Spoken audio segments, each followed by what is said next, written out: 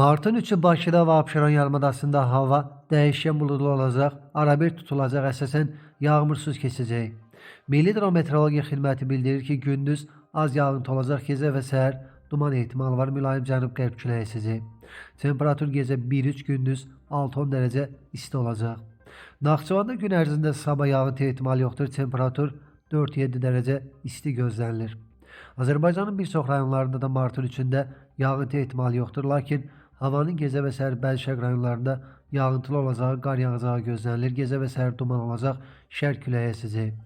Temperatur gecə 1-5, gündüz 9-14 dərəcə isti, dağlarda gecə 3-8 dərəcə şaxta, yüksək dağlıq ərazilərdə 10-15 dərəcə şaxta, gündüz 0-5 dərəcə şaxta olacaq.